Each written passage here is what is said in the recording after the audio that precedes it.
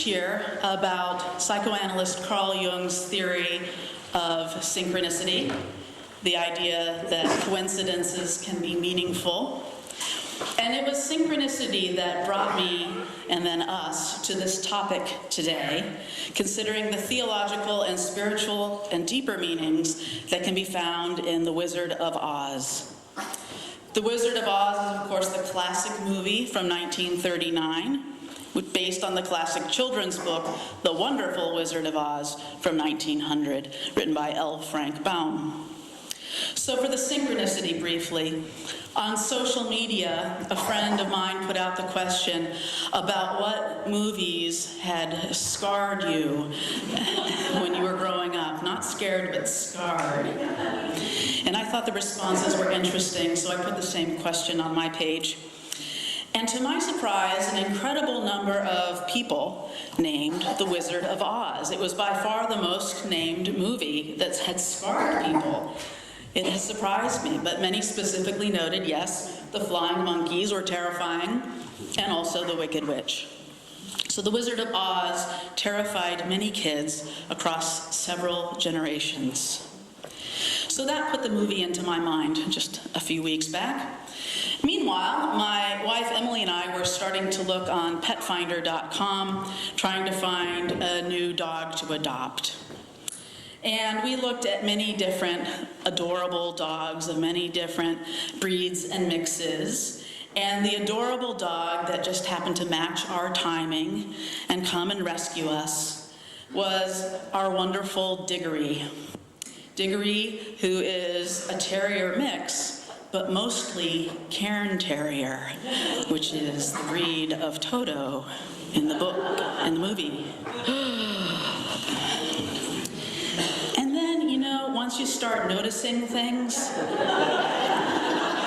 they just keep popping up again and again. And I noticed that the toilet in our apartment had the brand name Toto. I mean, come on.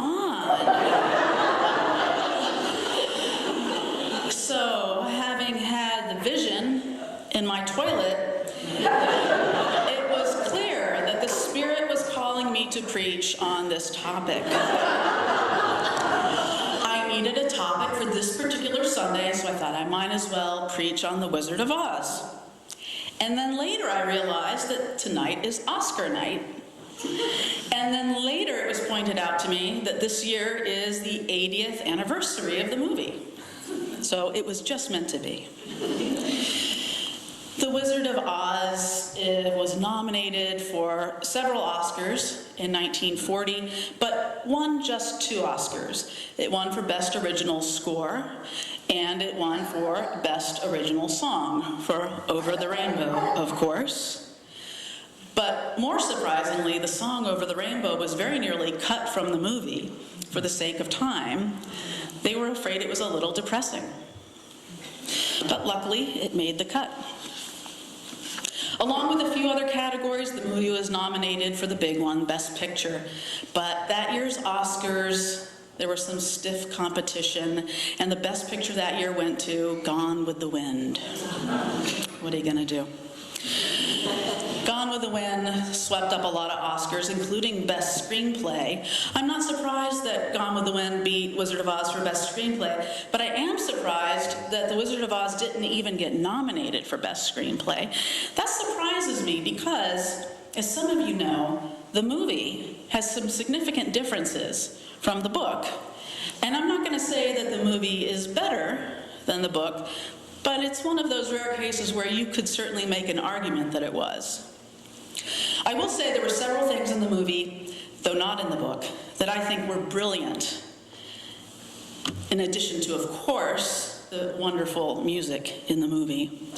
One thing in the screenplay, the biggest difference of all in the screenplay, the biggest difference in the storyline.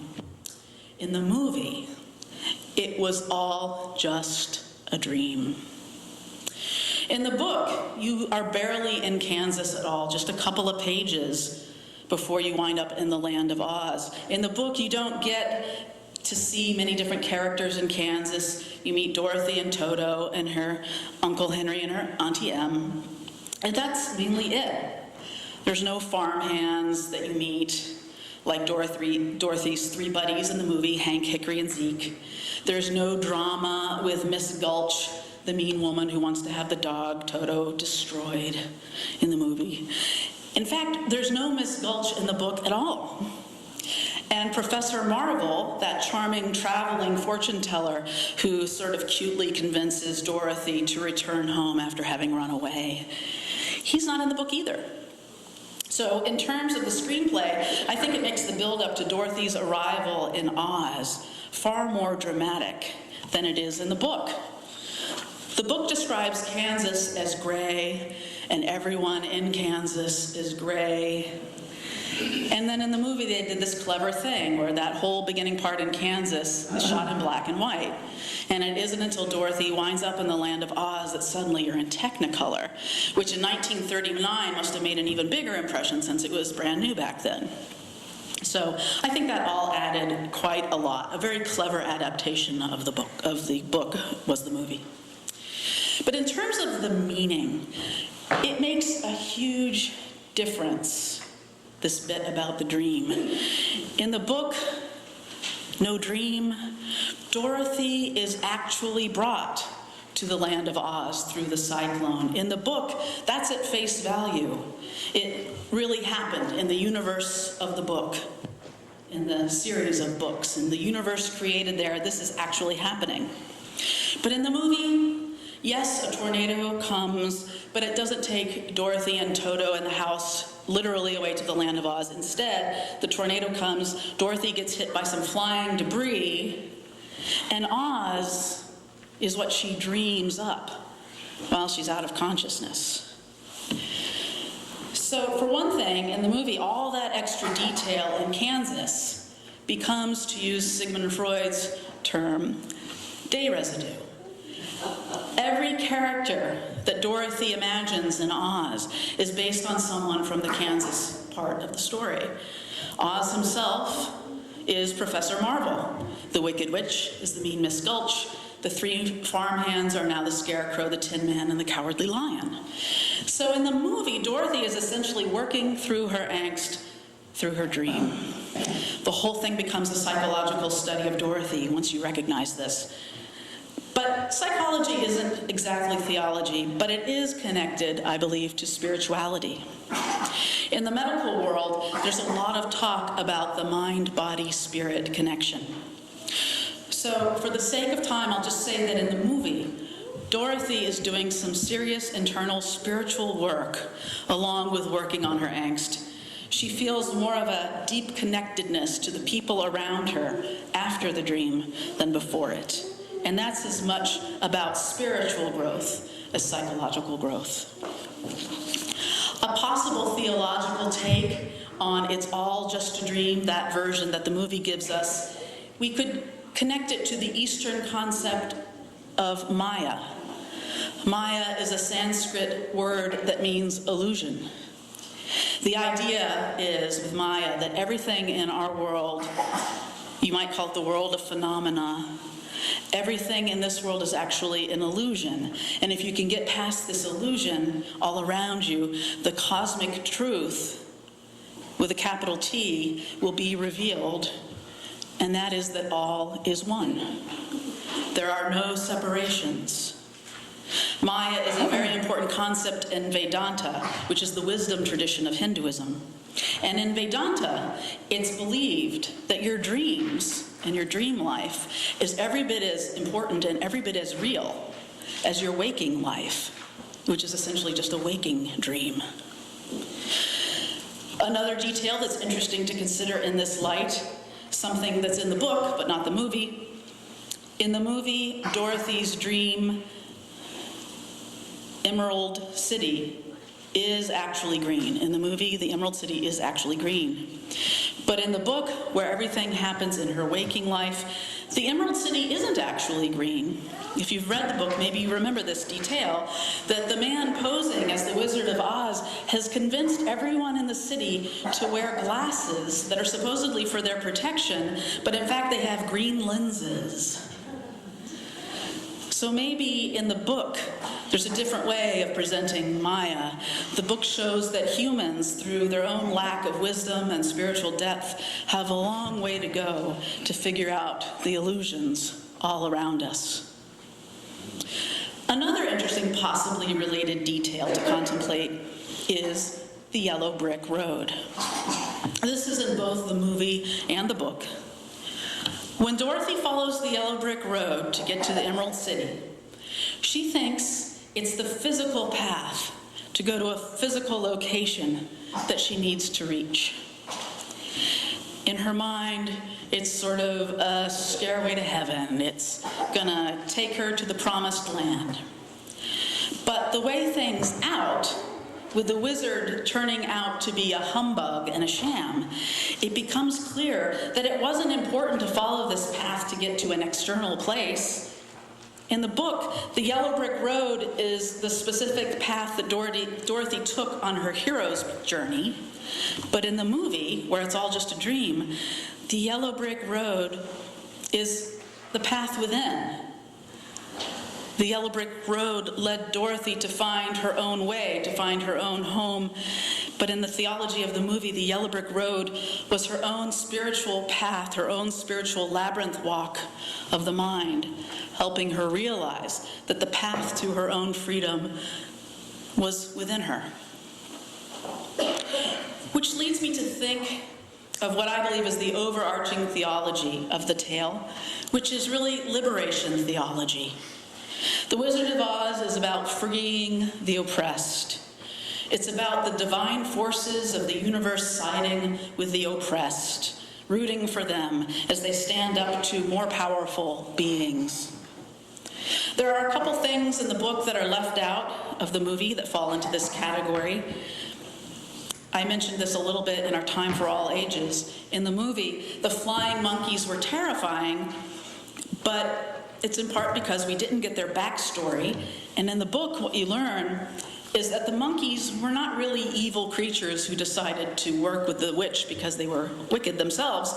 In the book, the monkeys are victims. They're victims of this magic golden cap. The owner of the enchanted golden cap has the power to make the monkeys do their bidding 3 times. And so the monkeys are essentially enslaved by the holder of the cap, who was the Wicked Witch. In the book, after the second Wicked Witch dies, Dorothy gets the cap, and she has the monkeys help her to get back to the Emerald City. In the book, eventually, Glinda the Good Witch gets the golden cap and liberates the monkeys from their enslavement once and for all. So the flying monkeys aren't that bad. The tale also has 2 modern, postmodern, really, subsets of liberation theology, namely feminist theology and queer theology. As for feminist theology, think of all the strong women in the tale. The Wicked Witch, Glinda the Good Witch, very powerful. All the witches in the movie and the book are strong women. In the book, Dorothy is a much stronger character than she is in the movie. Some have noted that in the movie, Dorothy is a little bit of a damsel in distress. She's sweet and innocent and a little guileless. But in the book, she's a little braver and she's a little more self-assured. Where the movie frequently has her 3 friends saving her, in the book, she's often the one that saves them. L. Frank Baum, the author of the book, was a strong supporter of women's suffrage. He was a proto-feminist of the late 19th and early 20th century. He wanted Dorothy to be a strong role model for little girls. That was deliberate on his part. There's also a line from the movie that I'm pretty sure Baum would have hated. He wasn't alive when the movie came out. That's when Glinda the Good Witch shares this lovely nugget. She tells Dorothy, "Oh no, Dorothy, only bad witches are ugly." Yeah, bad. So Hollywood gave us the damsel in distress and the idea that ugly equals bad and beauty equals good. Alas, but here's a little morsel of hidden woman power that can take this bad taste out of your mouth. Toto the dog was actually played by a female dog named Terry. And she acted her cute little terrier derriere off too. Back on the bright side, there is a lot of queer theology in The Wizard of Oz. There's lots of gender queering in the story. There are women, as we noted, who are strong and powerful, even scary, who go against stereotypes of what it is to be feminine. And there are, of course, men who go against stereotypes of what it means to be masculine, properly masculine. The Tin Man is incredibly sensitive. He's very sentimental. He cries a lot. He keeps rusting up. The Cowardly Lion, of course, is timid and helpless, particularly in the movie. And they are all, including the Scarecrow, sensitive, caring men who worry so much for this little girl and her little dog, too. They are men who respect women for their humanity and for their power. The lyrics to the song we're going to sing in a little bit, "If I Only Had a Brain, a Heart, the Nerve," spell out the gender queering pretty explicitly in case you missed it in the story, with lines like, "Life is sad, believe me, missy, when you're born to be a sissy." Not too subtle. But in the end, our wonderful gender queer friends are heroes indeed. The movie, of course, has been long loved in the queer community, particularly originally so by gay men. In fact, the term friend of Dorothy became a discreet way of saying that someone was gay. It was a friend of Dorothy. Sort of like how alcoholics can discreetly identify each other with the term friend of Bill. Part of the reason the movie became a favorite for gay men was its overall gay sensibility, but the term friend of Dorothy is most overtly a reference to the actress who played Dorothy, Judy Garland. Over time, Judy Garland became an advocate for the gay community, and her lovely voice and her torch song singing also made her a gay icon. A last interesting connection is that when a flag was created as a positive pride symbol for the LGBTQ community in the late 70s, part of the reason the rainbow was chosen for the flag was the song, "Somewhere Over the Rainbow." Finally, the most important liberation theology message in the movie is revealed at the end. Dorothy asks for Glinda's help in getting back to Kansas, and Glinda replies, "You don't need to be helped any longer. You've always had the power to go back to Kansas." And that's probably the most important message of all. Dorothy has always had the power. In the book, she just needed to know to click the heels of her silver slippers together. That's right, in the book, they're silver. They were made ruby in the movie for obvious reasons having to do with Technicolor. I suppose in the movie, where it's a dream, all Dorothy had to do to empower herself to go home was wake up. Or perhaps at a deeper level, once awake, she needed to trust herself, her own power, her own judgment, her own strengths. And in fact, she and all of her friends too had everything they needed all along. Like the song you heard as our prelude, the song "Tin Man" by the band America says in its lyrics, "Oz never did give nothing to the Tin Man that he didn't already have." The Tin Man didn't need a heart. He was already the most loving and sensitive character in the story. The Scarecrow didn't need brains. If you pay attention, he's the smartest character in the story.